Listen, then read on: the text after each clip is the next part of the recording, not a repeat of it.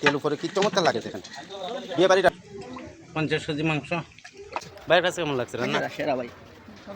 রান্না কেমন হয়েছে? কোনটা সবচেয়ে ভাই কোনটা তোর চেয়ে কোনটা বেশি ভালো লাগে? মাংস রোস্ট সব তোর চেয়ে? ওকে রিপু ভাই ভাই। আসসালামু আলাইকুম। আজকে একটা বিয়ে বাড়িতে 45 কেজি মাংস রান্নার ফুল রেসিপি আপনারা দেখবেন। চোখ রাখুন। এই যে মাংসগুলা খুবই সুন্দর মাংস। এটা দেখা গরুর মাংস।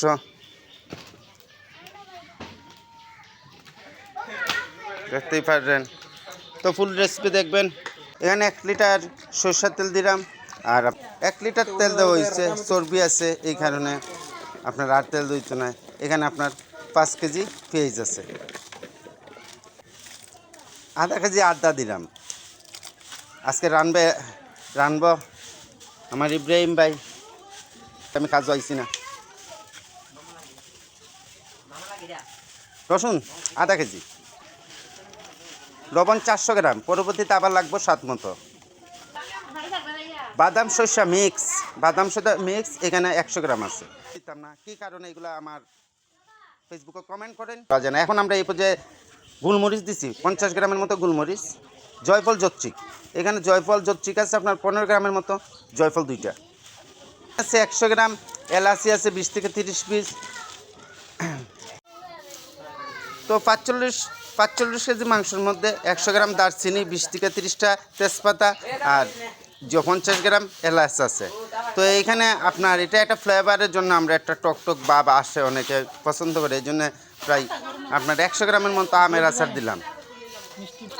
এখানে আমরা সকালে যে দই বই ওই জায়গার থেকে আর কি দইয়ের আপনার বীজ কয় এটা বইছে না, ওইখান থেকে আমরা দিলাম আপনার 100 গ্রামের মতো। তো আমাদের শেষ সম্পূর্ণ দেওয়া। আর অন্য হলুদ মরিচগুলা পরবর্তীতে অ্যাড করবো। এখন মিশানো হচ্ছে, দেখুন খুবই সুন্দরভাবে একটা মিশানো।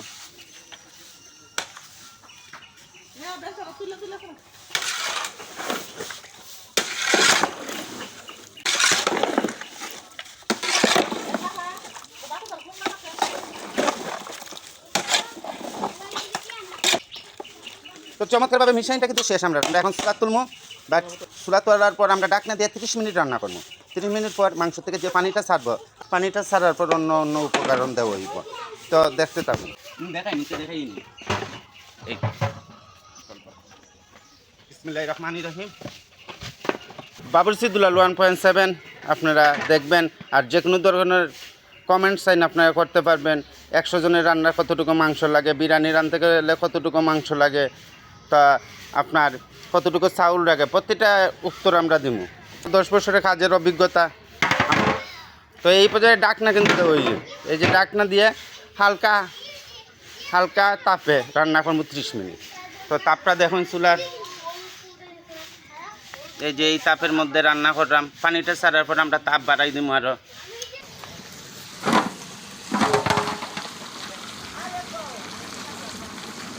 তিরিশ মিনিট পর উদম করার পর দেখেন পানিগুলো পুরো ছাড়ি দিচ্ছে। তো এখন অন্য মশলা দেওয়া হইব।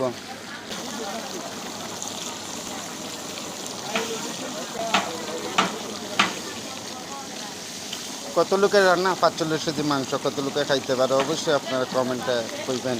এখানে 45 কেজি মাংস আছে।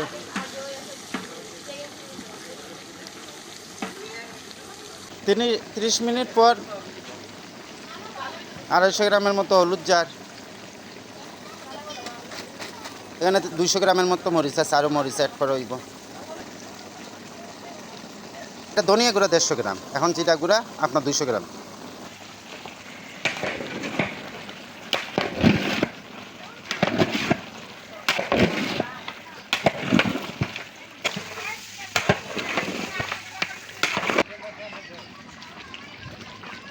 হলুদ মরিচ মিশ্রণের পর জিরা গুঁড়ো মিশ্রণের পর একটা মাংসর মশলা দিলাম।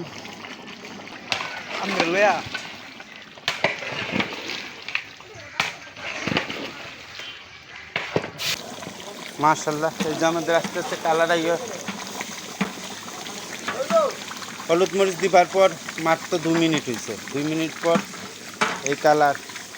তো আরও 10 মিনিট পর আপনাদেরকে দেখাই। 10 মিনিট হয়েছে। দর্শক 10 মিনিট হয়েছে আমাদের রান্না হলুদ মরিচ দেওয়ার পর, দেখতে থাকুন।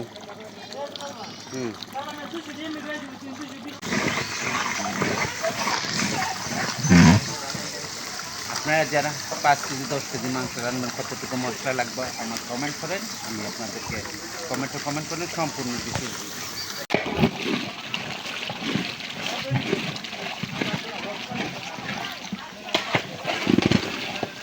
প্রায় রান্না করছি 40 মিনিট, মাংস প্রায় শেষ, রান্না চমৎকার। এই দেখেন, যখন চুলা থেকে নামাই নেই চমৎকার একটা কালার আসবে। ফুল রেসিপি তো আপনাদেরকে দেখবেনই, আর লোভনীয় একটা কালার। পেনশন কত লোকে খাইতে পারবো আপনাদের এলাকায় 45 কেজি মাংস? তো কমেন্টে কইলে আমাদের এলাকায় কতটুকু জনে খায় আমরা আপনাদের কইমু। মাশাল্লাহ,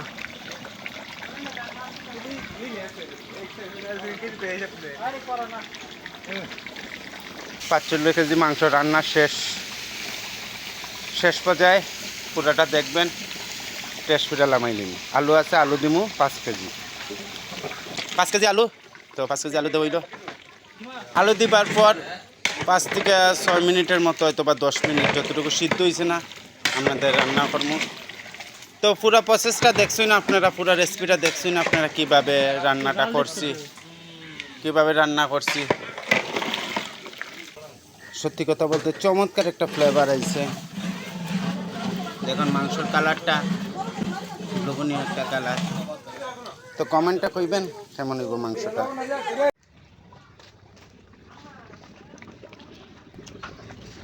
লোভনীয়, প্রায়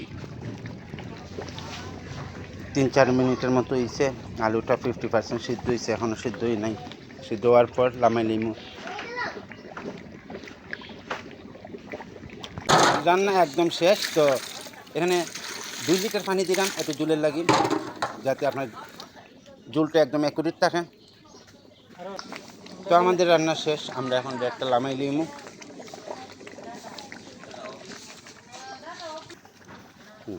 ওকে, তো আমাদের রান্না শেষ, আমরা একটা লামাই নিলাম।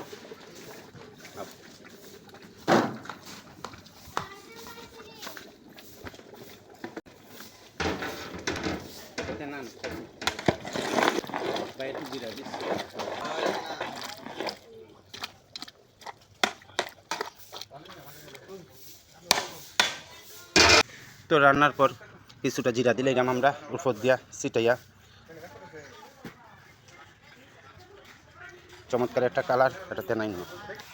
তো সাইডটা মুচ্ছে এখন আমরা গুইরা এটার উপরে কয়লা দিব, দম রাখবো যাতে 100% গরম থাকে। কেন এখন বেলা 9:30 বাজে, খানুইব 1টার দিকে।